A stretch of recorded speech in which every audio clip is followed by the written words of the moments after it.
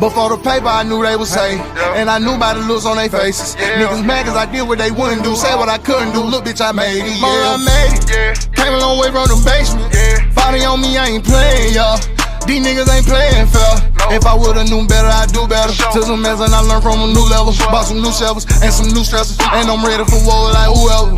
They counted me out, I can't count it all. Cause little nigga, I ball. I put them points on the board every time that I shoot, I'ma score, and you know I'm a dog. I'm really appalled, don't need no applause. I know I'm a legend, my name on the wall. First record with platinum, my second with gold. Did it independent, no deal at all. And they said it's impossible. Got them high cause I did them without them though. I'm the same nigga, slept on the carpet floor. Even back then I knew that I'd be poppin', so I really ain't trippin'. I swear I ain't trippin'. I got in my feelings and got me a million. Couple people I thought would be with me, but they not, so it's fuck all them niggas. And then you next.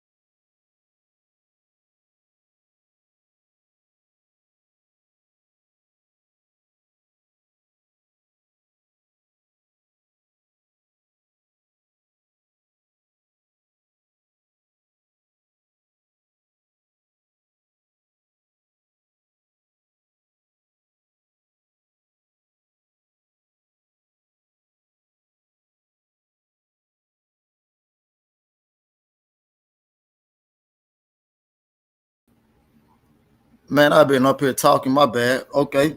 Y'all can hear me now. We good. We good. Steve L. the Mac, my bad. He said, will you sound that like break? My bad, man. I forgot to add myself to the show, man. I forgot to add myself to the show, man. My bad, man. I was doing something in that time, but it's all good. But we back. But let me run back down here through one time because I was definitely calling off for everybody. Oh, shit. 817 in the building. Shawai, what's good with you? Hello, world. Yes, indeed. Let's go. Jimmy Bernard, what's good? Tay, salute to the chat. Salute to you as well. Stephen Elder Max say, big little bro. CJ Robinson said, unfortunately, this fight will bring out a lot of division between black fans. I can already see it on X. Guess what, CJ Robinson? It ain't just going to bring it out on X. It's going to bring it on YouTube because it already happened. we gonna talk about it because I definitely got to defend myself. You dig what I'm saying? And we gonna get to it. And I don't give a fuck how nobody feel about it. You dig what I'm saying? Hotep Salon, what's going on? He said, salute OG Tate. Hello, world. What's good with you, man? What's going on? Kind of loco. What's good? Salute to you, big bro. What's good? 817, all this gonna do is show you who really 100. That's it. That's it. That's all. Hello, world. No sound. Yeah, I'm on mute. Yeah. EJ20 say salute to Tay Jones Boxing and the chat watching from England. Nah, for sure, bro. I appreciate that, man. I just not too long ago got off the PJ with some guys from England, man. So for sure, salute to the UK, man, for sure. DP Rock in the building. What's good with you, DP? What's going on, man? Yes, indeed. Will you sound that light bright? Hey, man. Yeah, man. It's all good, man. I'm sorry, man. Yeah, man. Hello, world. It said YouTube daughter already went down the drain. Ah, yeah. Cedric Taylor, man. I'm sorry, my brother. I miss you, man. I miss you. Say salute to you. Hello, world from Texas for sure. YouTube already done went down the drain. Ah, yeah, man. I mean, because it didn't have to. You know what I mean? It didn't have to. It didn't have to, but we gonna talk about it. You gonna talk about it. We gonna talk about it. Definitely gonna talk about it, man. First thing first, man. Deontay Wilder, man. Back with a TKO. Salute to Tyrell Herndon for sure. You know, when people fight Deontay, they definitely gonna come in shape. That's by far the best performance, whether you want to say performance to stay to give some rounds or survival mode, however you want to put it, right? But definitely, like I say, that's by far, you know, and I watched a lot of film on Tyrell Herndon. That's definitely by far the longest or best time I've seen him in shape. You got to give him credit because he took a lot of shots. And if you saw his face after the fight, in which you can see he had on shades after the fight, but I actually talked to him, you know, when he was in the back doing the interview. And I definitely, you know, dapped him up and I told him, bro, you know, at the end of the day, bro, you came in shape. I thank you for the rounds. I also told him that, bro, what you don't realize, even though you lost, you still won. And I said, I want you to know this, just because a loss or, you know, you had previous fights and no matter what people may say about you, you still won, because what's going to happen for Tyrell Herndon now, he's going to be able to make more money just because he went 7 rounds with Deontay. He's going to be able to make more money now. You know what I'm saying? So for sure, I'm definitely happy for Tyrell Herndon, especially anybody getting money. You know what I'm saying? Anybody getting money that can boost your financial situation or just in life in general. I'm happy for you. You know what I'm saying? By all means, I'm definitely happy for you. And that's what happened in his case. Looking at Deontay Wilder from his side, I sat back and, you know, I just, you know, like I said, I go to people channels. You know, there's some people who say they rock with Deontay, didn't even call the fight, didn't even really too much speak on the fight. And that's fine. That's cool. It just let me know where they at, or who they say they rock with really don't rock with, you know. So I peep a lot of shit. I don't say too much, but you know, when you get me started, I gotta goddamn put the flame on it. So, but with that being said, you know, it is what it is. Deontay Wilder came back. He got a score to seven round knockout, TKO rather. The thing about it is this. We all know how Deontay looked this last 2 fights. I remember specifically coming on here and telling people, you know, the conversation that me and Deontay had after the fight with Joseph Parker. I told you guys that I was the first one back Christmas Eve, and while they were still in the air, you know, we was texting at first, and of course I had a little bit to drink on the plane or whatever, and so I was texting my actual emotions to him, and he was definitely receptive to everything I was saying.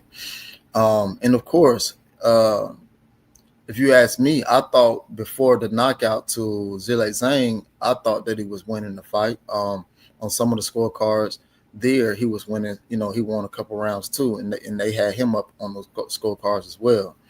But if we're talking about just boxing, when we speak about Deontay Wilder, the things that he did in the ring versus Tyrell Herndon, it showed veteranship. Did he look like his old self? I didn't expect him to look like his old self, I did say on numerous of different platforms, on even here, I said, honestly, from the first time that I seen him spar, and I know he hasn't done anything for us, what I know, right? And he may have done some workouts prior to the first time of him sparring, things of that nature. But I know that he hasn't sparred in a year leading up to this fight with Tyrell Herndon.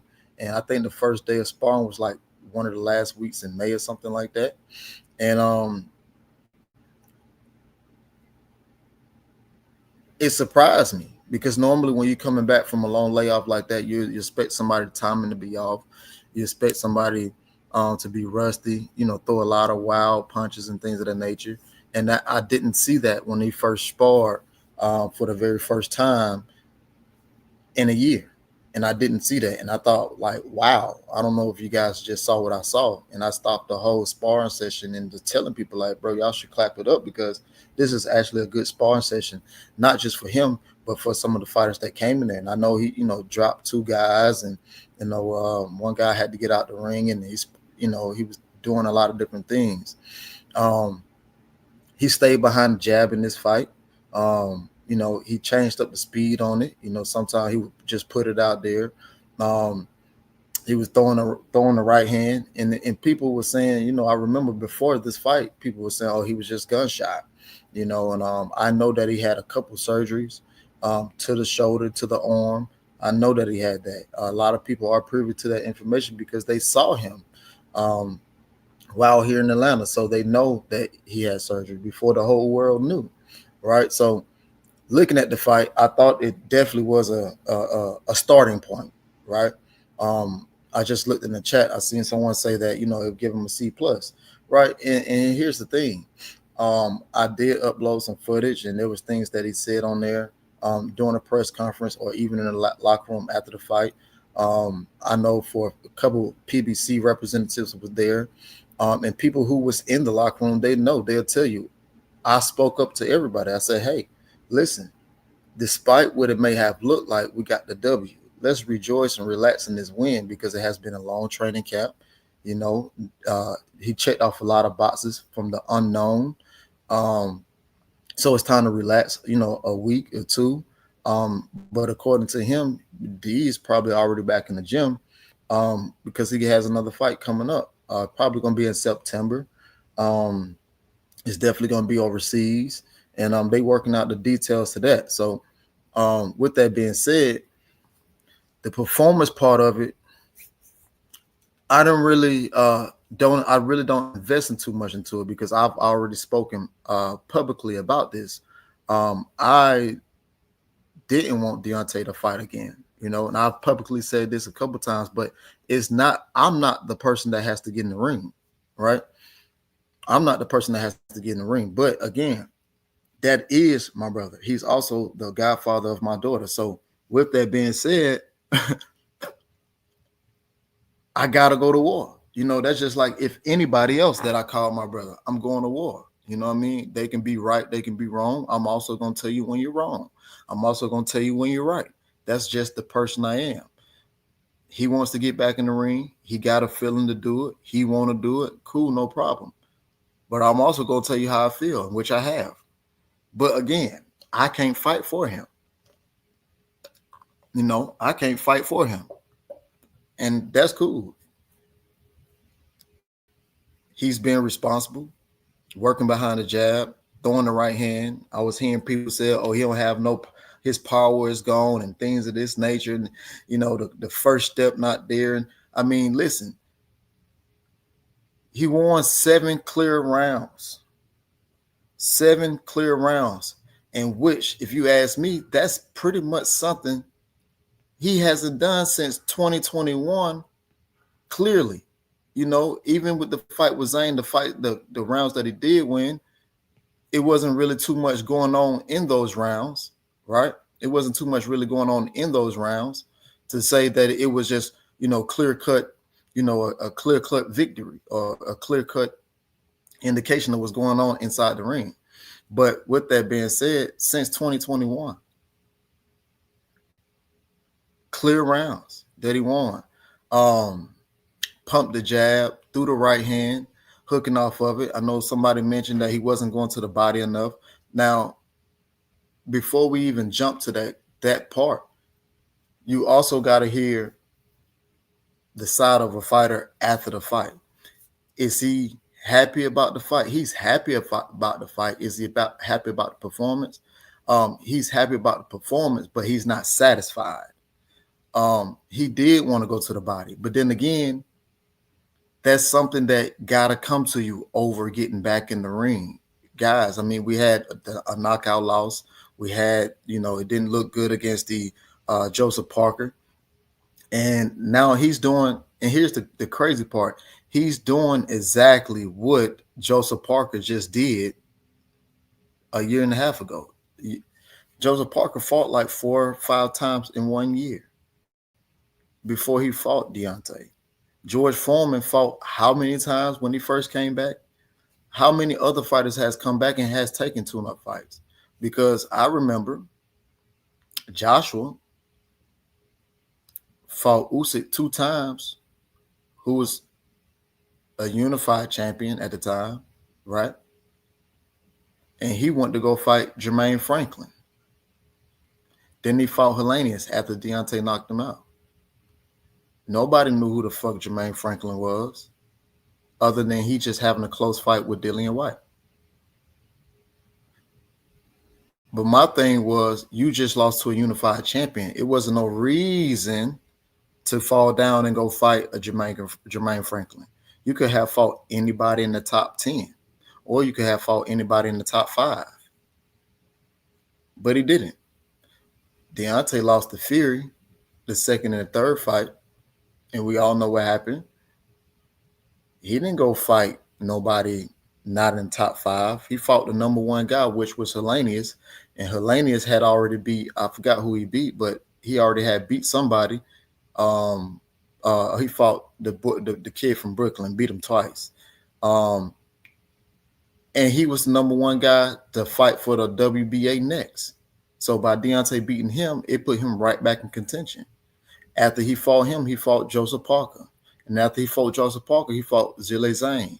Before Zhilei Zhang had lost that fight, Zhilei Zhang was, he had a belt. I think he was like the secondary champion, something like that.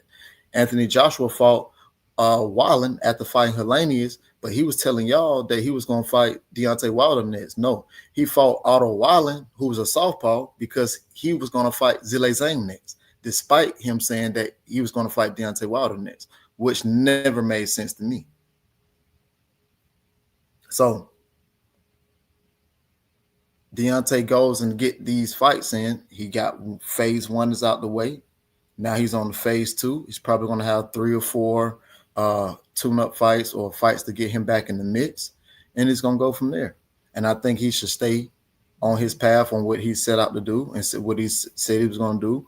I actually just heard him on an interview. I just actually heard an interview with him in 78 when he was saying that he was going to stick to his script and continue doing what he's doing. I think people forget Adam Kawanaki. That's it. Appreciate y'all. I think he should still do what he's going to do. Now, people are trying to throw all these different names and things of that nature. And that's fine. That's cool. But at the same time, like you said before, most of his problems was outside the ring more than it was on the inside the ring, right? And what's awkwardly funny is now people talking about Malik Scott, but if you had been following along, you would know Malik is still part of the team. Malik was part of the team before he became the coach. Boxing Guru TV, he'll tell you that Malik has always been around. So I don't understand where the misinformation come around or Malik got fired, this. No, he's still part of the team, man. I don't understand that. But again, it's fine. It's cool. When it comes to D, people are going to say the worst, harsh things. And that's something that I just had to learn. It is what it is. They're going to say whatever they can say to get off their chest to make them feel better. If that make you feel better by him living in his truth, then that's just you. That's something that you got to deal with. So Malik got Zerto. You know what I mean? He still got other things. He still got other people. He still got other fighters. It opened up doors for Malik. and it's going to continue to open up doors.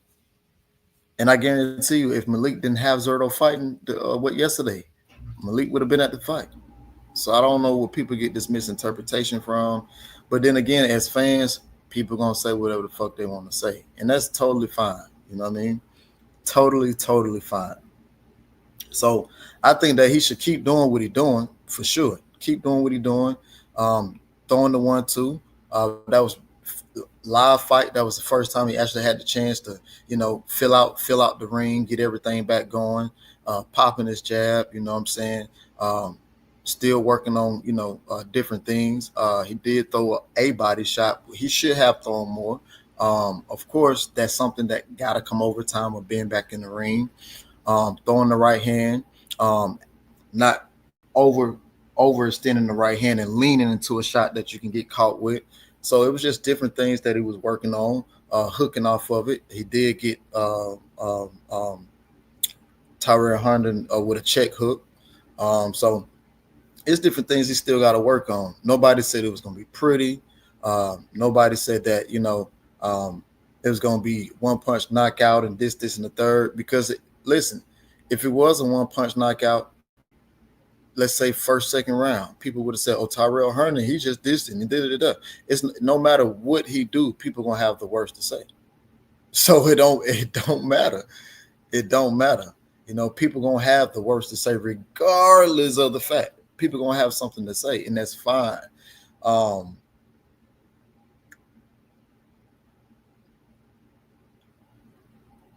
What's next for him? Like I said before, he got a fight lined up, and I believe that's going to be in September overseas. So we got to see. I don't know who it may be next. I don't know the dude's name at all, but I do know it's one lined up overseas. Trick Notes in the building. Salute, Tay Jones. I used one of my baby mama's food stamp card for the super chat. You crazy, Trick, man. You ain't have to, man. You have to. We good, man, but you didn't have to. But I definitely do appreciate it for sure. Definitely do appreciate it for sure. But damn, you say you paid with your baby mama food stamp card. God damn, man. Now that's funny. It was also good to see Shawa. I seen Shawa out there at and I actually think it was Tay as well, if I'm not mistaken, out in Kansas. KB, of course, Kenneth Bahari, he with PBC. My boy Gritty. I normally do the Gritty report, but I've been slacking, and I'm gonna get back to it. I took a picture with Gritty. You know what I'm saying? I had my wife and kids out there. Man, they treated us real well. Made some connections, definitely. I'm all about the business. Made some connections, and I just want to, keep going. Keep building on what he already has, portrayed in this fight, and then keep building on that. He still showed that he has something left, right? But he got to continue building on it, and I think that's something that he's going to continue to do. And he has a goal in mind too. So, if we want to look at this as life experience, he could very well much have hung it up after those fights. But when you want something in life experience, one-on-one here, if there's something that in life that you want and you try to achieve it, don't give up. Continue to try. Keep going, right? Just because you have a couple hiccups, that don't mean quit. That means keep going. You know what I mean?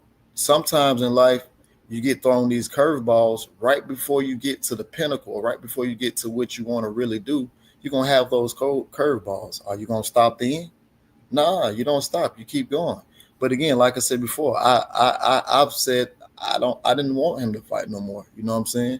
That's not me being selfish or anything. That's just me being a brother, because it's more than to boxing, to just, to boxing for us. Like, this been a long road for us for sure. You know what I'm saying? So congrats to him, man. And he get to relax. I believe last night grilled out with the kids and chilled out and things of that nature. But again, life lesson, man. Don't quit just because fans say you should quit, or the people who despise you say you should quit, you should do this and you should do that. These boxers, they are fighters. You know how many people picked up gloves and came back? You know how many people have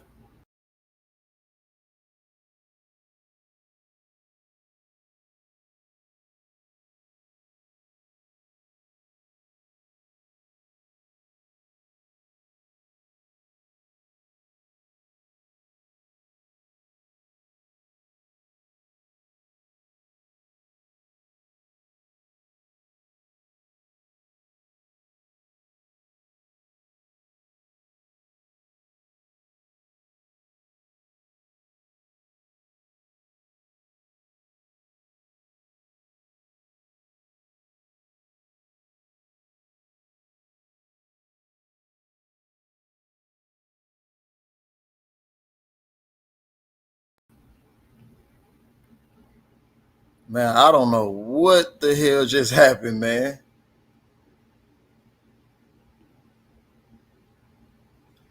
I literally don't know what the hell just happened. That was weird. That that was weird. My shit just cut off. My shit literally just cut off. Wow, that's crazy. So I'm using jailhouse Wi-Fi. No, I got definitely got the good shit. I don't know why that happened. Chris Felton, George Foreman, Sugar Ray Leonard are two prime examples of returning to boxing. Not just that. I mean, other guys. We recently just seen Devin come back. You know what I mean? Like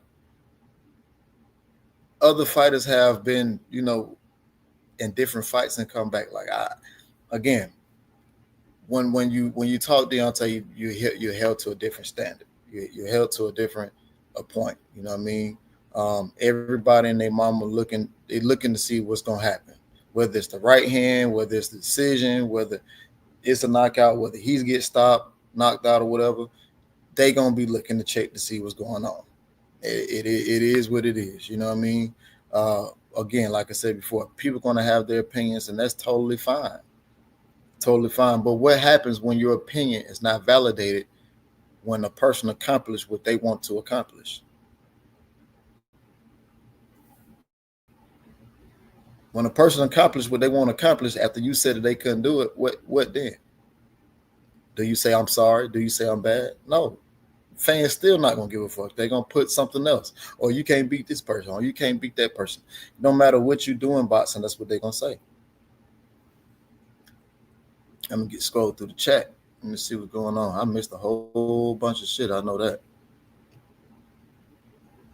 WCS was good. TD Sports Talk was good. Rod Neal was going on. At McQueen was good. Angel Diaz was going on.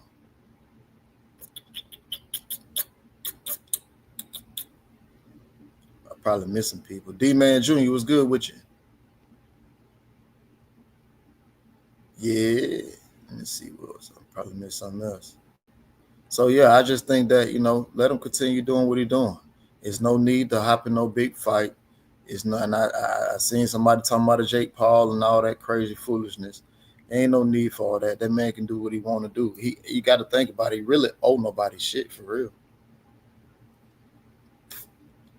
Wilder has a nice short left hook on the inside. I want to see more. He can do damage with that shot. I believe so as well.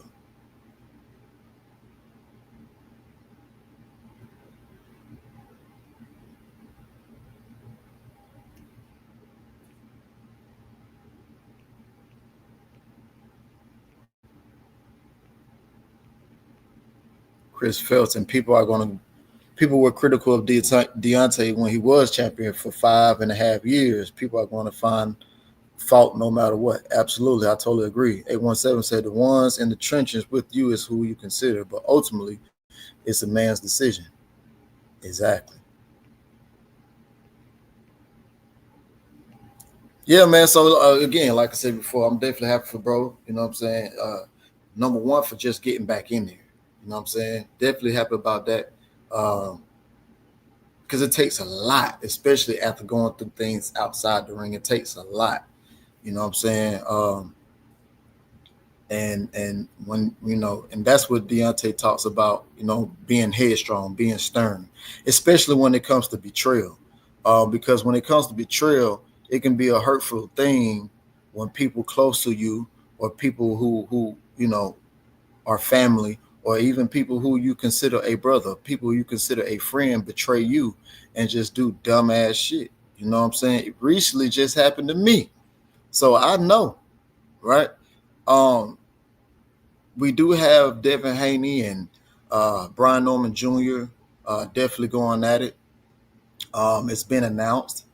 Um, it's been a little discrepancies um, with the Saudis and Norman, and I know what's his name, Adrian Clark, um, put out a tweet pretty much stating that the fight was off unless it was a prank call, and I know, in fact, I could say his name, but Drew called me and he was just like, man, see if AC want to do an interview. And I called, not called her, but I text AC on the on IG, and I was just like, hey, with that tweet being out, get somebody who want to interview and things of that nature. He sent me a voice message back. Um, he sent me a voice message back. Let me see. On what day was that? Let's see. That was. Let me see.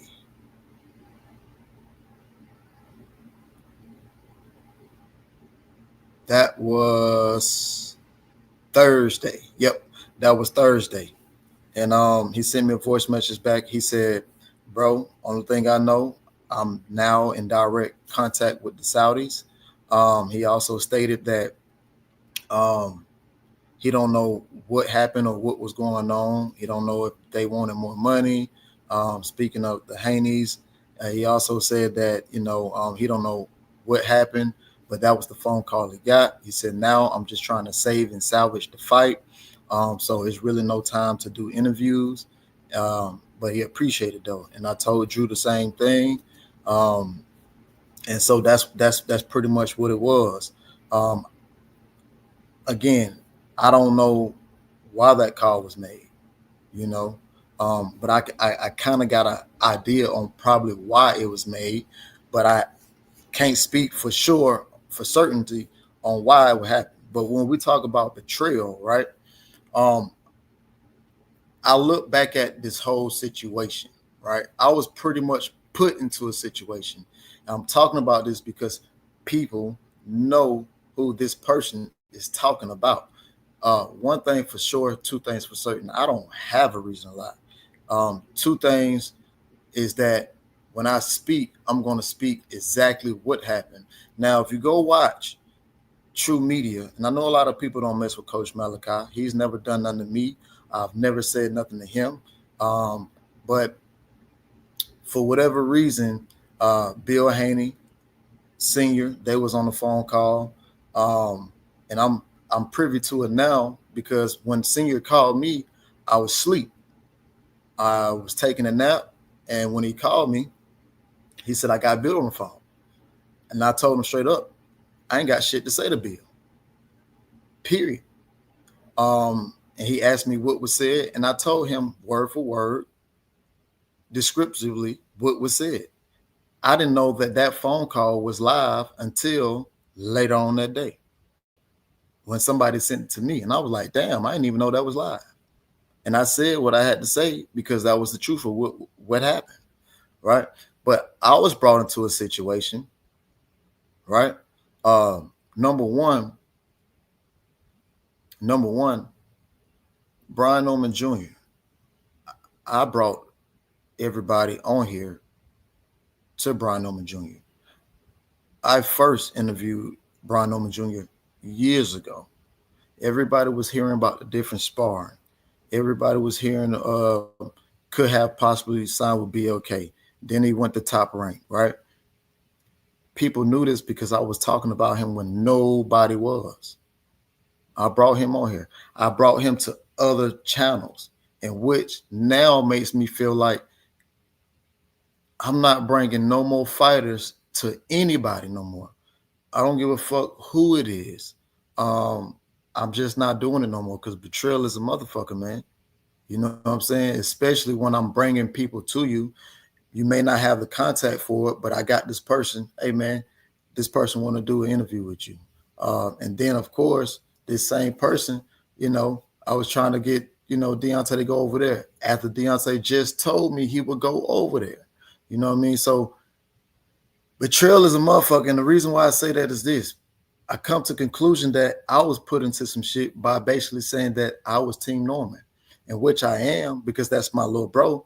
But the shit that goes on with him for his negotiations and numbers and shit like that, I don't get into that shit. The only reason why I spoke on Boots' situation is because it was publicly done by Eddie Hearn and fucking Bozy and Senior. You know what I'm saying? So what's crazy is you can't paint a picture that definitely helps the situation on your behalf. So now let's say we paint a picture, right? Let's say this. If there's three people in the room, you see a young lady over there, right? This is the young lady over here. Three people in the room, and one person say, man, I done already knocked little shawty off. But one person in that room go tell that girl, oh, he said he hit you. How does that look? Y'all tell me, chat. Y'all tell me how that look. If there's three people in the room, and there's a young lady over here, and one person say, man, I done hit little shawty, this, and the third. And one person go run over there and say, man, bro say he hit you. How does that look? Tell me how that look.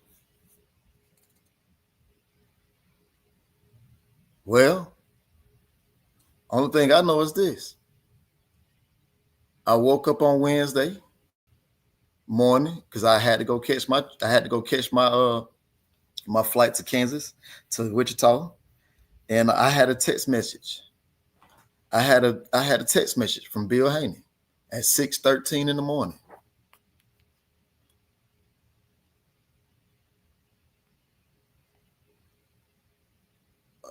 What shit at?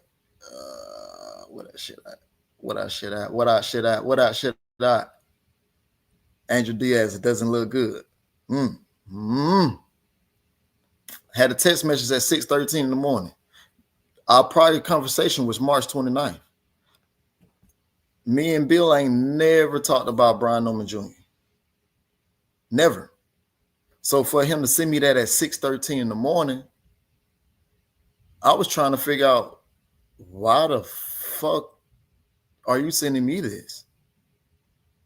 Because there wasn't no reason to. Because you don't know nothing. And then I said, Turkey sent it. That was my response. I said, Turkey sent it. Then I said, I think around 9 o'clock, I said, call me so we can talk.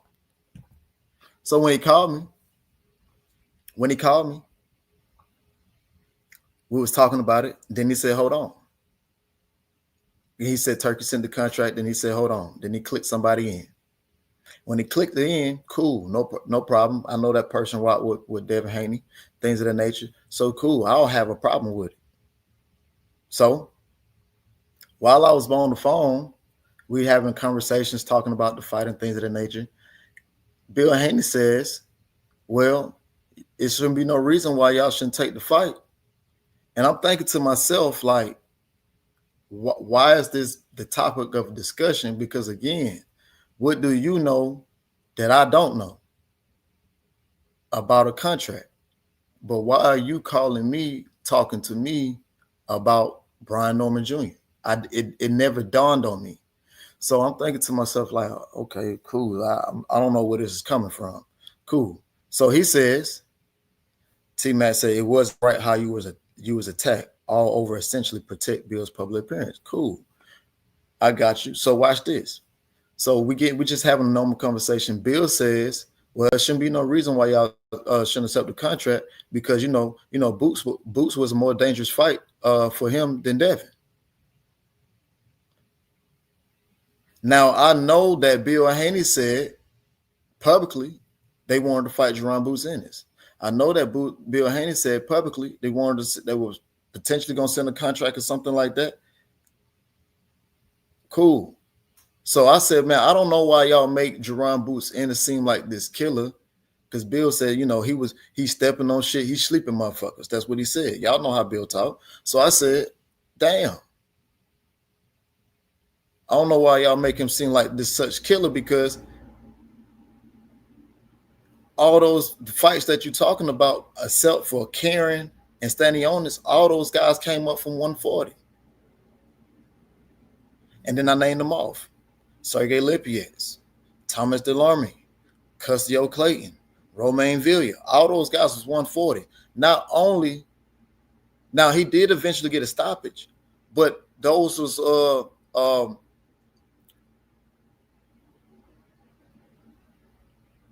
those wasn't dramatic knockouts. Those wasn't just knockouts. Those was more of volume punches. And it's not the shit on Boots, because I believe Boots is a hell of a fighter, right? And then when they said that, and they all came up from 147, then it was said that, well, Jen Sasaki came up from 140 as well. But I also said, well, what you don't know is this. Jen Sasaki was ranked ahead of Brian Norman Jr. in the Ring magazine and on BoxRec. Brian Norman Jr. was the number one in WBO because he was the champion. But before he became champion, he was ranked over Brian Norman Jr. And Jen Sasaki also missed weight in Japan. So when you miss weight in Japan, you got to go up. That's a rule. You can look that up. You got to go up. So cool, no problem. Then, but Bill said, well, it still shouldn't be a problem. Why y'all shouldn't take the fight? So I said, well, and Bill said, I said, well, I explained that shit. I said, if you ask me, I believe that Devin is more of a threat than Boots, simply because he's fought guys in his weight class.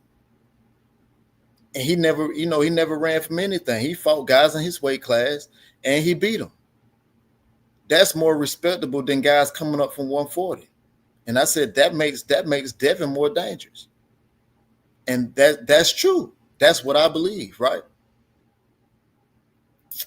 The crazy part about it was, right after that happened, Bill said, well, I just want to make sure the motherfucker get more money than he was going to make with Boots. Then I said, well, you talking about the 2 million or you talking about the 1.7? The reason why I said that was because I know he put out a tweet saying something about 1.7, but I know Brian Norman just made that. So are you talking about the 2 million or are you talking about the 1.7? Bill then says, well, I know he ain't make no motherfucking 2 million. That's a fact. I know he ain't made no motherfucking 2 million. Then he also says, well, I can't say that about Boots. If I put that out there, people gonna fry me. I said, you can say that. Then he said, no, I can't say that. I said, no, you can't say that. You say everything else anyway. So you shouldn't give a fuck what people say about you anyway. Those was the only two things I had said. It was never oh, you can put it out. You can put it out. You can put it out. Never said that. Never said that. I said, no, you can do it. Now, why the fuck would I do it? Because I don't give a fuck. I said, you can do it because you put out shit that you want to put out anyway. And why should you care what people think about you anyway? The same thing I'm saying now was the same thing I said on True Media. Nothing has changed. I never said nothing about Norman wanting more money or anything, but there was a tweet. That was put out, said that Team Norman said Devin is a more dangerous fight than Boots, and they wanted more money. I never said anything about this man wanting more money. I never said, oh, you can put it out, you can put it out. And plus, it was just 3 niggas on the phone, in which I thought was a private conversation. How the fuck is 3 people on the phone, but one person runs and tell that? I'm not here to put no narrative out. Mind you guys, this shit happened on Wednesday. I really wasn't even going to say nothing about it because there's nothing to talk about. I never did act like, oh, I'm Team Norman. I know everything that's going on. Never. That's my little brother. I'm rocking with him. Just like I rock with Devin. Now I might don't fuck with Bill because Bill Haney himself, indulged on that shit. When I called Bill and I said, bro, why y'all niggas saying Team Norman? All you had to do was say Tay Jones, but in the mix of that, nigga, that was a private conversation. It wasn't nothing about that public. Again, when there's three people talking and there's one female and the first person say, oh, well, you know, I had a not little shawty off. I don't had sex with her, this and the third. And one person go to that person and say, oh man, see, Tay said he fucked you and da-da-da-da-da. That's some hoe ass shit. It's no matter how you put it, that's some hoe ass shit. And that's exactly what happened. And I told Bill, bro, that's some hoe ass shit. That's fucked up. The reason why I ain't got nothing to say to Bill, the reason why I don't fuck with Bill is because of this right here. You allowing that shit, in which I thought we had a relationship out of boxing. Again, my last conversation with Bill was March 29th when I was in Vegas. Come to Big Bear. Come to Big Bear. I've had numerous of different conversations with Bill where we hadn't even talked about his son. I had numerous of conversations where we'd just be talking about the Saudis, or we'd be talking about Dubai, or we'd just be talking about life in general. Numerous of different conversations. Bill said to me, well, nigga, and keep this in mind, Bill didn't even know I was Team Norman. I'm going to tell you how. Bill said himself, nigga, I didn't even know you was motherfucking Team Norman, nigga. You picked the side already, nigga. You picked the side. I'm looking at the phone like, nigga, you talking to me like that? Nigga, y'all say y'all gonna step on or knock my son out. You gonna step over him. Now that's something that Norman Sr. had said, and at that time, I didn't even know what the fuck Bill was talking about until I started looking at the internet and seeing what the fuck was going on. Monday, Tuesday, I was busy during the week. Wednesday was the first time I got a chance to really look at my phone. I had did a video about Brian Norman and Devin, simply because people forget I talked to the Crown Prince. The Crown Prince is Turkey's boss. That's what people don't know. I knew that Turkey was going to be looking at the Jen Sasaki and Brian Norman Jr. fight. I told Brian Norman Sr., I'm not sure if he's in the chat or not. I told Brian Norman Sr. before he even went over to Japan that Turkey was going to be looking at the fight.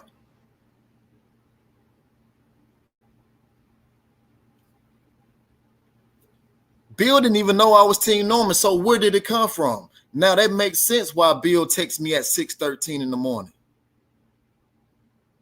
He didn't even know. He didn't even know I fuck with them like that. And like I told Bill on the phone as well, because Bill was, and like I said before,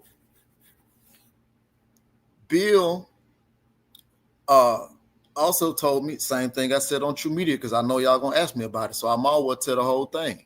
Bill also said, well, Tay, to be honest with you, we wasn't even trying to fight Brian Norman. We was actually trying to wait and see what the Shakur and William Cepeda fight was going to be, because we wanted to offer Shakur a contract. That's what he said. He said, but, you know, we can dead the shit now. All you got to do is call Senior. He said, but the motherfucker daddy, he just be talking too much shit. And I was like, well, what did he say? He's like, man, he just carrying on, bashing the brand. Then I said, well, Bill, hold on. Your son started first. I said, your son said he was ass. And then I had also said, well, Bill, you know well as I know, when you say shit like that, don't fight in words. And then the other person, he came in and said, well, he also said that he wasn't ass. Well, that was after the fact.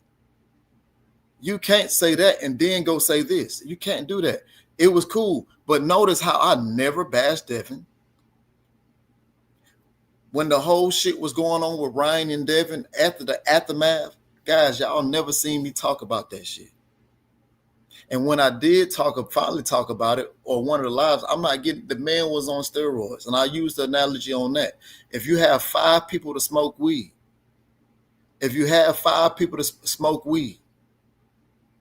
one person gonna be hungry, one person gonna be happy, can't stop fucking laughing, one person gonna be irritated.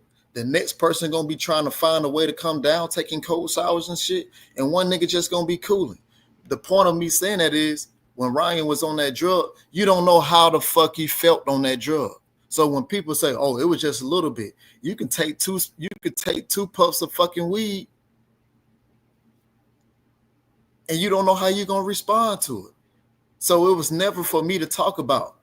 I don't indulge in bullshit. I always come in peace. I always come in peace. I don't have a problem with nobody. But you make it a problem when you go and put shit out there like that, saying Team Norman, when it wasn't Team Norman. Tay Jones said that. Tay Jones said that. And we was on a phone call, which should have stayed in that phone call. But I still was going to say that publicly. I was going to say that I feel that Devin is a bigger threat. You didn't have to put Team Norman because they had nothing to do with it. But that just let me know that that person ran and told Bill that I was Team Norman, because guess what? Bill didn't even know I knew Brian Norman Jr. Bill didn't even know that was like my little brother. He said it him fucking self.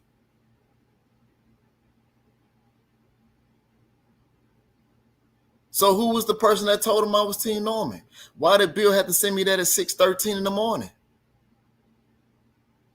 Come on, man. I don't have a reason to lie, but I'm not going to let nobody deteriorate my name. Come on, bro. This shit petty. This is YouTube shit. I don't get into that shit. I'm better than that. I'm bigger than that. But I sat back on Wednesday, watched the whole fucking live, niggas saying shit that was false. I sat back on Thursday, motherfucker didn't go live, and then motherfucker go live and say shit again. Bruh, I know that Jolene and Adrian Clark handle his negotiations. I've never indulged on who number is this, or what number he getting here, what number is that. All I know is a lot of fucking money on the table.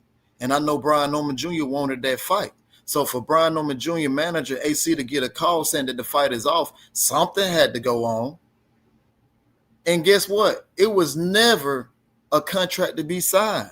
That's the part that I didn't understand. What contract are you talking about that you're sending? Because I knew that Turkey reached out to them,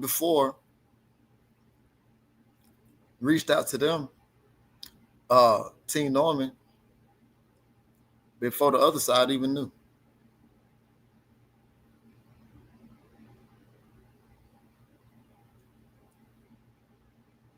Before the other side even knew. But now we had this fight that's going on. But what I won't allow, like I said before, I text Brian Norman Jr. on Tuesday night. And I also went to that person live on Tuesday. And I put in the chat, did Turkey send the contract? Not once, but twice. And he specifically said, Tay, knock it off. The reason why I said that is because I know Bill can't send a contract. I knew that he couldn't send a contract, but I did know that Turkey had already contacted him. I knew that. That's why I said the Turkey send the contract. And guess what else? While people talking numbers, unless Bill lied to me, and which possibly could be the case, Bill told me he don't know how much Brian Norman would be making. That's up for their side to negotiate. They won't let him know the numbers. So while we talking numbers, Bill said that. So if it came from somewhere else about numbers, unless Bill lied to me, which he probably did, he told me he don't know how much Brian Jr. would get.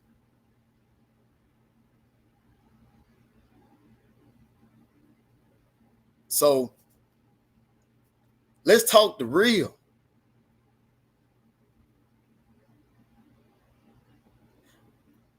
And in the middle of that phone call, another person was entered to the room, When I finally got on the plane, I called Bill back because I really couldn't talk. And that's when 78 got on the phone. And 78 will tell you himself. I was nonchalant about the whole thing because I really didn't know what the fuck was going on.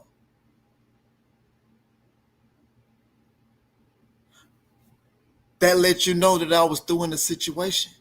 I didn't know what the fuck was going on. And 78 said himself, said, bro, you really ain't say too much. He said, but it was brought to me that Team Norman said this. When you could, that person could have said Tay Jones said it. I don't have to make a narrative. I don't have to say, oh, Dein Haney ducking or Brian Norman. I don't have to do that. That shit don't benefit me for nothing. So when people would put in the chat, I can see that this fight gonna divide. What's going on? Or why this gonna happen? I can see. Of course. Because when you make up narratives, instead of bigging up the fight on both sides, you're going to get this shit. The same thing that happened with Spence and Bud. And guess what? I was by far the only one who was talking about Bud in a great way. And I was talking about Spence in a great way. I gave both of them their credit because guess what? At the end of the fight, somebody got to win and somebody got to lose. You see how the streets was tore up after that fight? Because one side was attacking this side. And it didn't have to be like that. It didn't have to be like that by far. I don't have to make up a narrative, but I'm also going to defend myself. And that's what Deontay be talking about, the betrayal. You can't call somebody your brother and then go do some whole shit like that. You can't say you fuck with somebody and then go do some whole shit like that because one thing Tay Jones won't do is that. Whatever was said on the phone, that shit gonna stay right here on the phone. Again, if you got 3 people talking on the phone and you got a girl over here and I say, oh, I hit this girl right here. And one person on that phone call, go run and tell that girl, oh, Tay Jones said he did this. Tay Jones said he did that. That's some whole ass shit, man. And that's exactly what happened. Again, I never had to say, oh, you tell him, or you put it out there. You put it out there. I never begged nobody. I'm not begging no fucking grown man to put anything out there. When Bill said that, oh no, you have to say that. Say you can say that. I said, no, you said that. You said. Then he also said, well, if I put something out like that, they're gonna fry me. I said, you put out what you want to put out anyway. And why does it matter what people think about you? Y'all can't sit here and tell me Bill put out shit all the time. Cause he do. But again, there's no beef. It's nothing for me to talk about with him. Because again, I was dragged into this shit not knowing. And he didn't even know that I knew Brian Norman Jr. because he said it out his mouth. I didn't even know that was your little brother. I didn't even know he was part of Team Norman. I didn't even know that. So who the fuck had to tell him? I didn't jump the gun and start creating narratives and putting shit out there. I don't have to do that. I don't have to manipulate a fucking thing. That's it, man. But we got this fight coming up, which I think is a dangerous fight for both sides.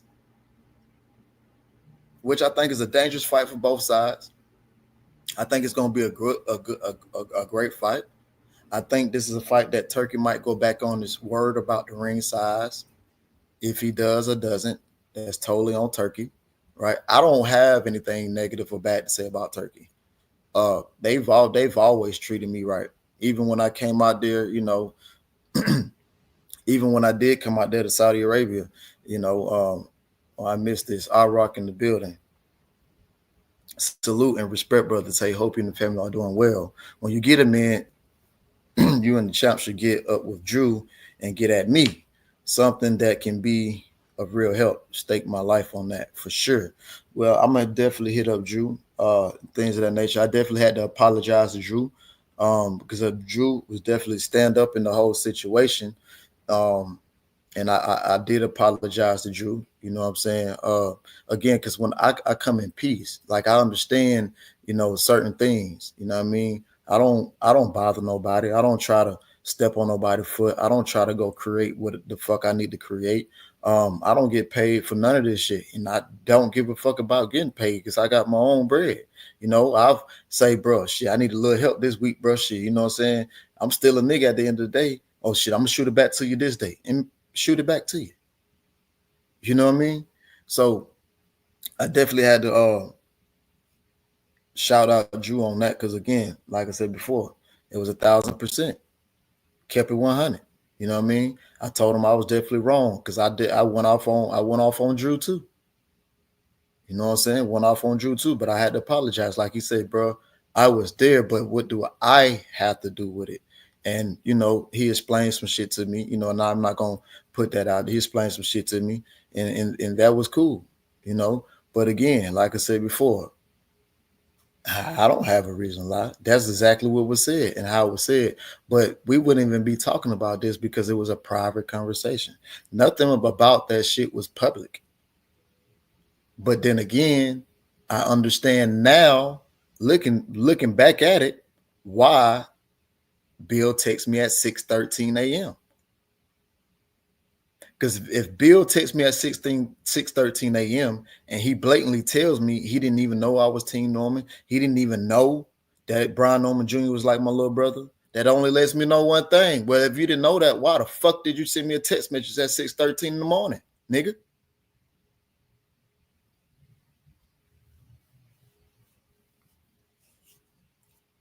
T Mac 149 say, Tay, do y'all have a game playing yet, or is it something developing?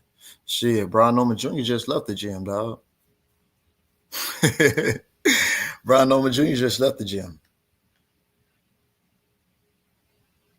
And whatever the father say, you know what I'm saying? Again, for me, right? For me, it don't matter what the fuck the father say, because guess what? It's only two people have to get in the ring, and that's Devin, and that's Brian Norman Jr. They got to get in the ring. So all this other shit don't even matter. Motherfuckers talking numbers don't even matter. Motherfuckers saying this, motherfuckers saying that don't even matter, because there's only two people who have to get in the ring, and they have to settle that shit. Not the fans, not the fathers, not the content creators, but two people, two individuals. That's it. That's all. They got to fight, period. And it's going to be a hell of a fucking fight. Now, I might don't fuck with Bill, but I fuck with Devin. I think Devin a bad motherfucker.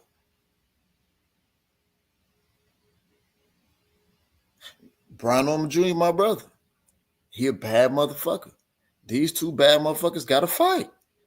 That's the moral to the story. That's it. That's all. But I'm a big to fight up. I ain't getting into no numbers. I'm not doing all of that. I don't have to do all that. I'm bigging both of them up.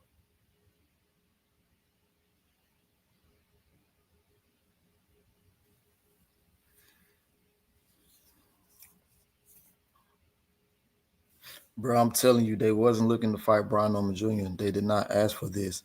Somebody above this was calling the shot. Okay, well, here's the thing. When Devin said that Brian was ass, it all started on Twitter. When Devin said Brian Norman was ass, right? I tweeted Devin and said, bro, those are fighting words. You got to stand on that. Anybody who fight, anybody who box, they'll tell you, yeah, them fighting words right there. But how it started was one of goddamn Devin Haney little maniacs said Brian Norman said your name. And then that's when Devin retweeted and said, oh, he's ass. Well, that's not even really what happened. Another dude outside of Devin Haney and the guy who he retweeted, another dude said Brian Norman Sr. says Devin Haney, they wouldn't mind fighting Devin Haney. Brian Norman Sr., when he did that interview, the first thing he said, man, when he was asked about it, he said, I respect the Haneys. I respect Bill. I respect Devin. I never did get into that shit they talking about Ryan. I still think he's an excellent fighter. Never said nothing bad about them. Another guy came back and retweeted, "Oh, Brian Norman Jr. said your name. Brian Norman said your name." And that's when I had to correct him. Brian Norman Jr. never said his name. Brian Norman Sr. did, because he saw that their name was on the list. But even when he said Dein Haney name, he never did disrespect them. But the way this guy over here put it was more so of Brian Norman Jr. called you out. And that's when Dein Haney said that he's ass. And I told Devin, see, bro, don't fall for that bull. I said, don't fall for the bullshit that Jay doing, because that's not what happened. Brian Norman Jr. never said your name. And this was before the Jen Sasaki. This was like a couple hours before the Jen Sasaki fight. That nigga not thinking about you. That was the crazy part about all of that shit.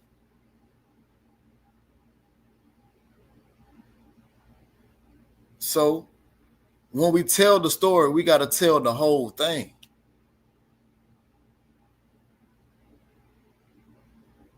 And Brian Norman Sr. texted me not too long ago and said the person that was talking about this whole thing don't know what the fuck they talking about. And that came from Brian Norman Sr. mouth. So again, like I said before, all that she say, he say shit, man, that shit out the window. I don't get into no numbers and all that stuff. I just asked Brian Norman Jr. the other day. I said, bro, I got to ask you a question. He said, what's up, bro? I said, bro, how I feel to make your first meal, bro? Start laughing.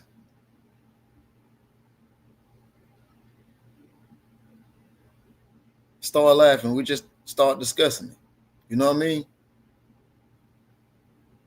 I ain't never called, bro, hey, man, how much you getting on this fight? Or what was the final numbers on this? I ain't doing all that. If I'm privy to know, then I know. The same shit with Deontay. I might hear Shelly say some shit or Deontay talk about some shit, but you ain't gonna hear me repeat it either. And like I said before, the only reason why I spoke on the boot shit, because it was out there for public information. If it was never public information, guess what? 9 times out of 10, 10 times out of 10, I would have never said nothing about it, bro.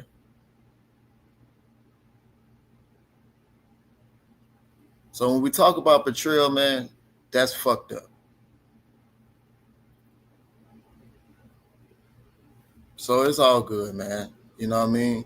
And there's no need to put other person's name in my chat. You know, there's no need for that. Again, like I said, I'm defending myself because I don't have a reason to lie about anything. And the conversation really wasn't even no conversation to even be had on fucking YouTube anyway.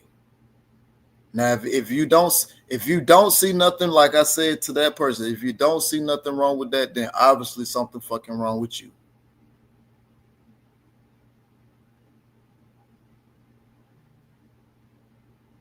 So there it is. But we do have this fight.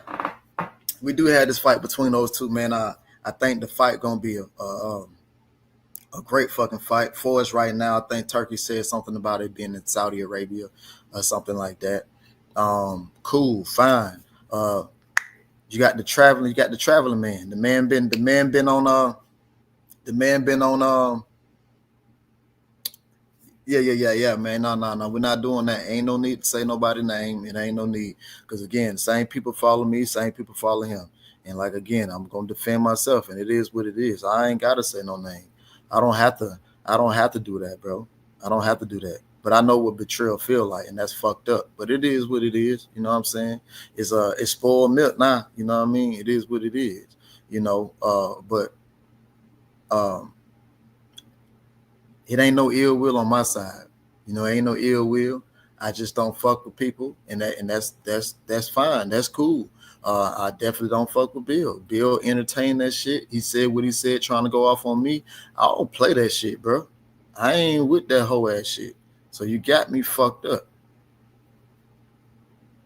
Jason Wilder fighting again the 20th September on Being You Bank 2.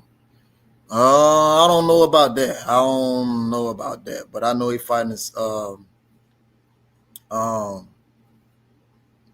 in September, but I don't think being the Eubank fighting, I don't think he's fighting in the UK, so I don't know what the fuck you're talking about. Bright Star Shelton recording right now. Who? Man, I ain't doing all that messy shit. You know, Shelton got my number too. I don't. They talking about Dave. Who the fuck is Dave Allen? Man, listen, stop throwing names out there for somebody to fight. Dave Allen, nobody gives a fuck about you, man. That man Deontay is doing what he wants to do. You know what I'm saying? He doing what he wants to do. Dave Allen got plenty of other people to fight.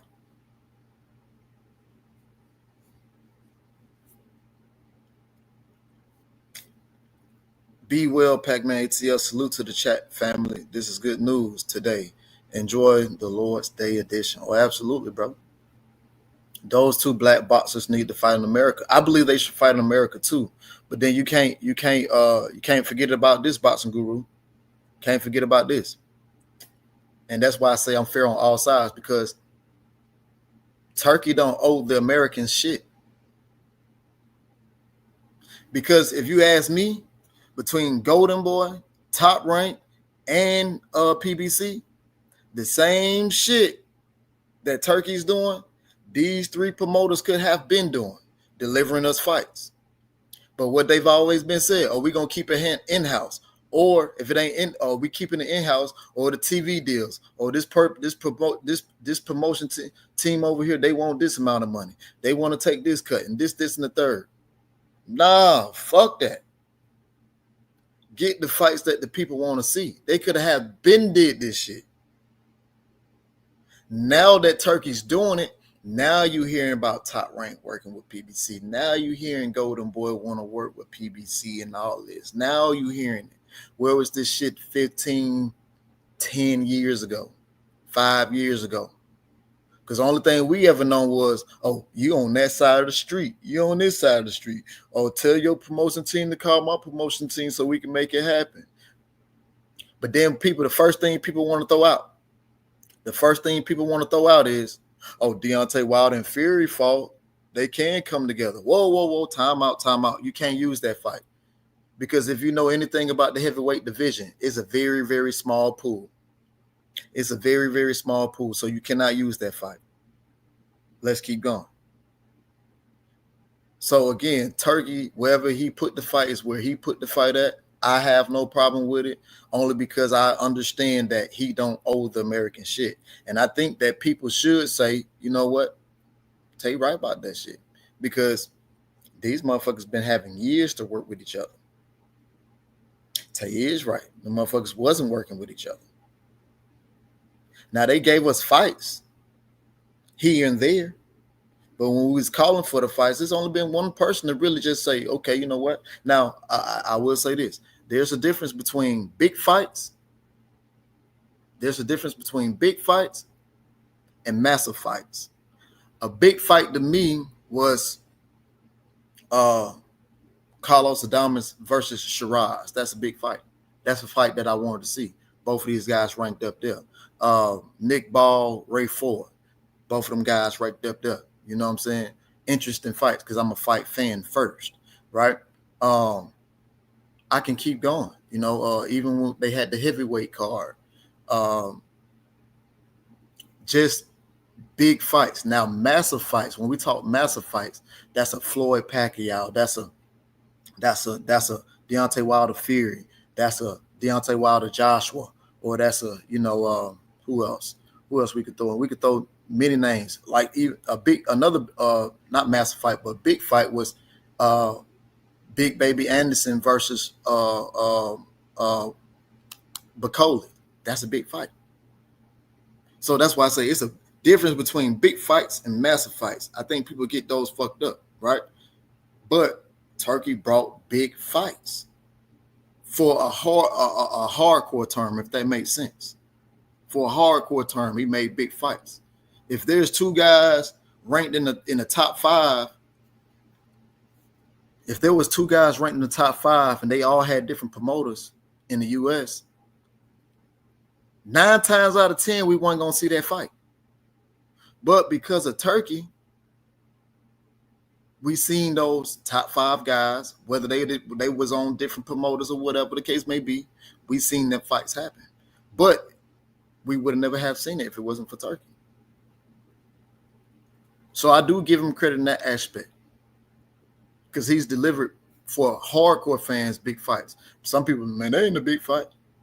But it's a fight that you fucking want to see, because it's 2 top 5 contenders fighting each other, as to where 5, 10, 15 years ago, we wasn't going to see that shit, because it was all about the promotion or they on that side of the street, or it was just always something.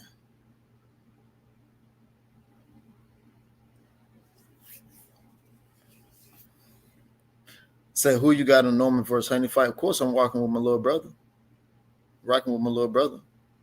But then it's still always the best man win. You know what I mean? It's still always that. See, I can decipher the two. You see what I'm saying? Just like with Deontay and whoever he fought. Shit, of course I'm gonna rock with Deontay.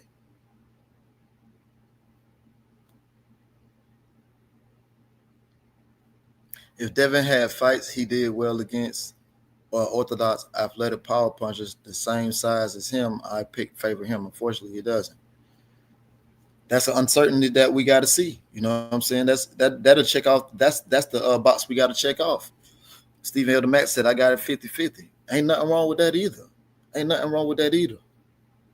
Look, the thing is, it's going to be people who favor Devin. It's going to be people who favor Norman.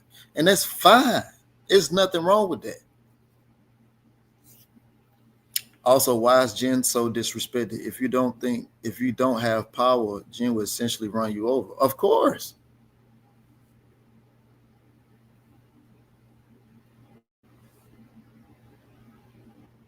Of course. If Haney was shook against Ramirez, I can't imagine how he's going to be against Norman. I don't think that Haney was shook against Ramirez. What I think is this. And I said it before. If you ever watch Ramirez, the reason why I know so much about Ramirez because he's in my weight class, right? So he was one of those guys. He's one of those guys that I study. Ramirez, he's definitely one of the best fighters at taking away a jab. Well, what does Devin Haney does best? He has a phenomenal fucking jab.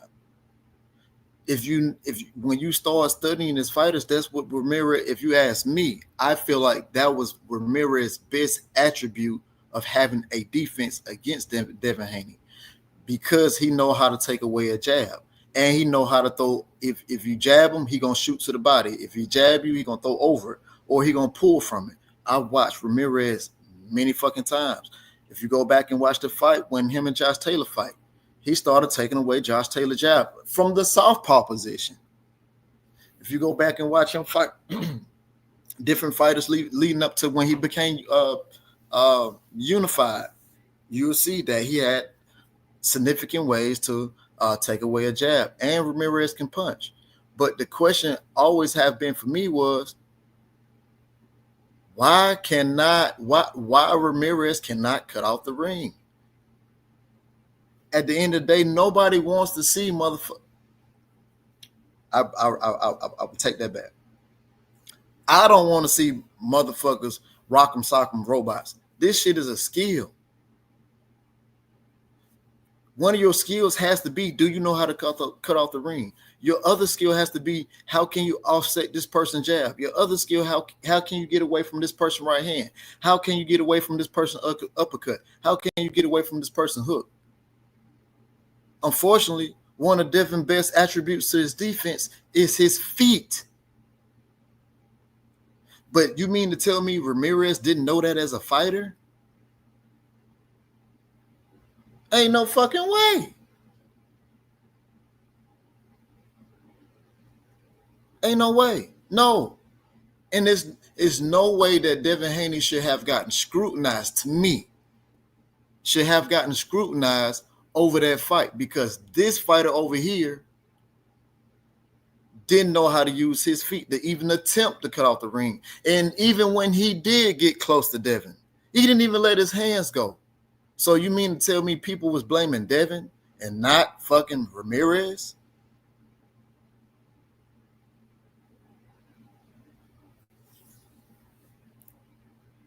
Diesel, what's good with it? Say what up, everybody. Hope all is well. I just got in. Did I miss the Wilder versus Hernan talk? Yeah, I talked about it. I talked about maybe a good, 25, 30 minutes about it.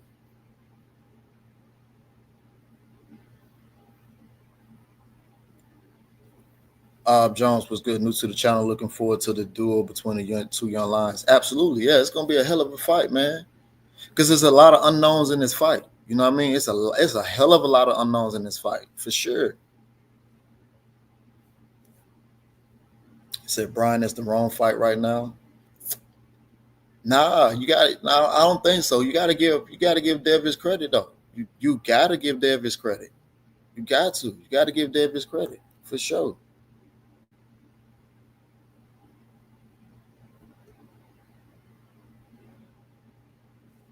Dev don't take punches well. I wouldn't say that. Like I said before, I'm not even gonna bring up the Ryan Garcia shit because again, like I said before, he was on the drug that helped him. So for me, that don't count. You know what I mean? For me, because you don't know what that's going. You know what I mean? You don't know how that made Ryan feel that night. You know what I'm saying? You don't know how that made him feel. Boxing Guru TV say perfect fight for both. I think so too. But you got to give Dev his credit though. You know what I mean? You got to give him credit. He accepted the fight, agreed to the terms. So did Norman Jr. Said Dev is going to need footwork. Honestly, Dev have great fucking footwork. If you ask me, I think it's his best attribute. Say great test for both B Norm and Dev. Yeah, it's a great test for both of them. Yeah, you can say that. I know that Brian Norman already beat an Olympian. I think Dev have too. So yeah, great test for both of them. People acting like Norman doesn't have skills too. And I said before, I think people have only seen about 60% of what Brian can do. Tell you, I got the fight on a level of Ben versus Eubank Jr. Brian calculated and nasty. Shit, Devin calculated too, though.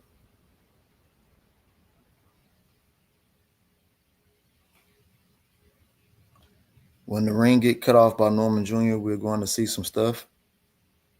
Yeah, I don't think that you'll see, some shit Ramirez was doing, get close and don't do shit.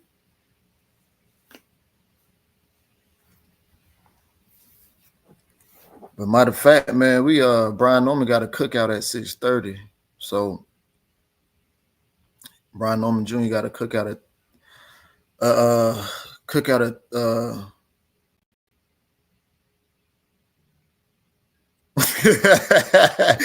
one of my boys on Twitter said me and Tay Jones really about to be into it over this fight.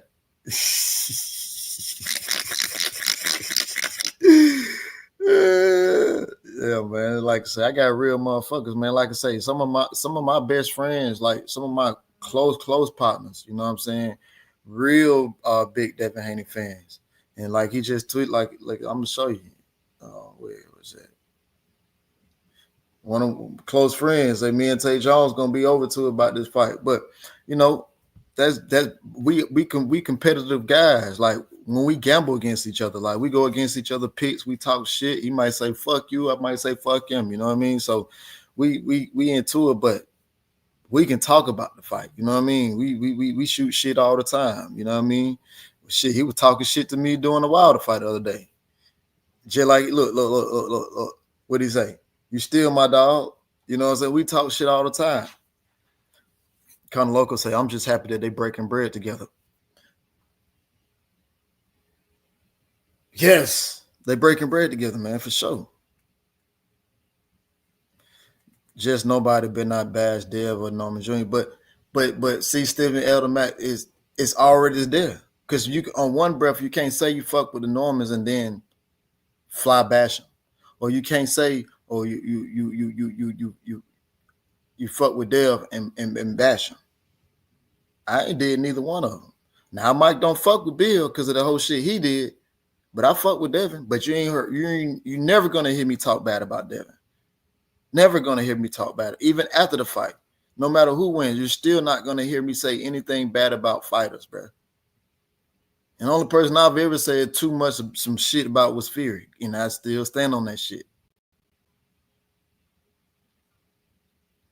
Brent Fox just wanted to show the support. Salute to you, man. Appreciate you, bro. For sure. That's what it's about. We supposed to talk shit, but it's all love. Absolutely. But we ain't supposed to goddamn go run and tell shit, though. I've studied Brian Norman Jr. He knows how to cut the ring off people using the Randall like he didn't have a 4-inch reach advantage. Brian was younger too. I mean, but at the same time, stylistically, you know, if you know how Quentin Randall fight, because I was at that fight too. If you know how Quentin Randall fight, it's shit. His style can make a fight ugly in general because he has an old school lax style to his fight game, and which I actually think Quentin Randall not a bad fighter either.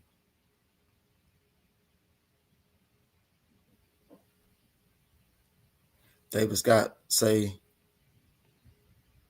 let's not make this an Earl versus Bud all over again. My point exactly. That's my point. That's why I say you got to bid both fighters up.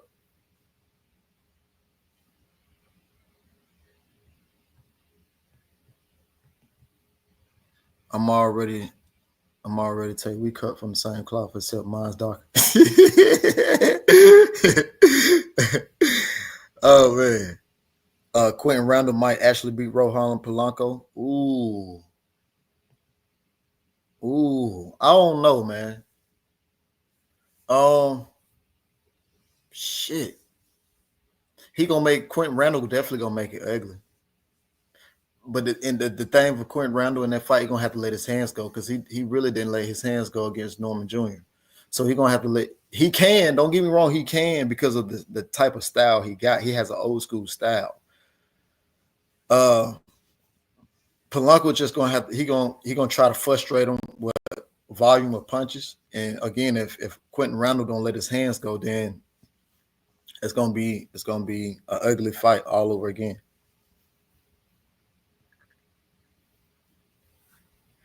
Stormy B man tried to ring you last night. I didn't get a call, brother. Yeah, let me see.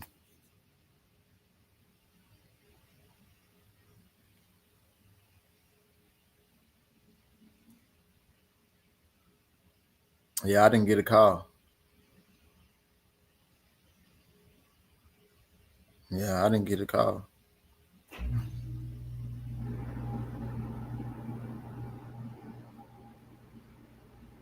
What time was it? Yeah, I didn't get a call. Because I know if you try to call me around like between, I guess, Eastern Standard Time, 12, 1, 2, and 3, I was definitely in the air. Yeah, between, I think, like 12, 1, because it was 11 o'clock, so 12. So from like 12:30 to about 4 o'clock Eastern Standard Time, I was in the air.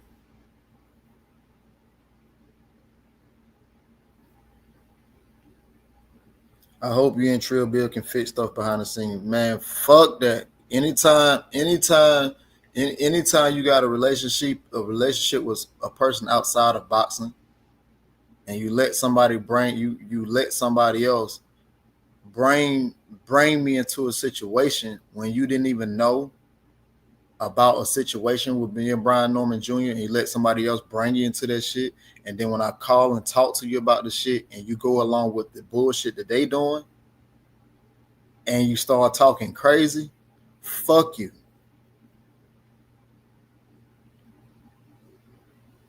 What fight you think Devin versus Norman reminds you of style-wise?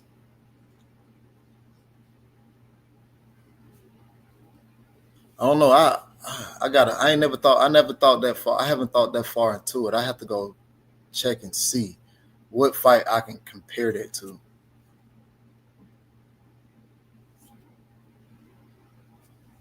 I don't know. That's a good question.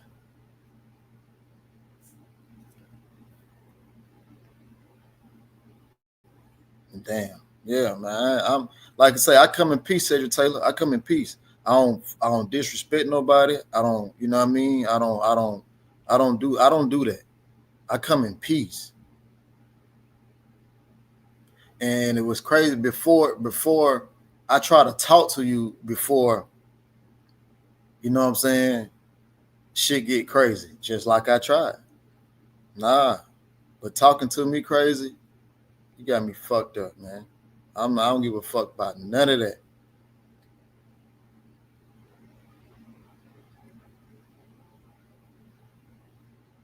Coswell Clark, hello world. Salute to you as well, my brother. That can tell you how the fight will play out. Well, we got to see. You know what I'm saying? We got to see. I got to go look at some fights to see what it'll make me what I guess I can refer a fight to. You know what I mean? I don't know, man. That's crazy. Because I don't have a style or compare Devin to a fighter. Many people compare him to Floyd Mayweather, but I don't see that. I don't see that because you got to think Floyd. If you ask me, Floyd had two versions of himself. You had Pretty Boy Floyd, and then you had Money Mayweather. You know what I'm saying? Devin has his own distinctive style. It's just unfortunate that at one point in time he was out there training with Roger. You know what I mean? And I hate people try to make you.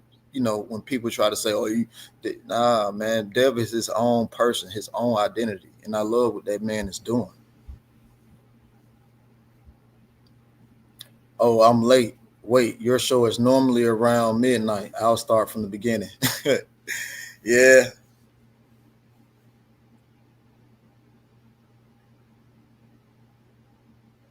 But yeah, man, I'm getting ready to go to Brian Norman Jr. cookout.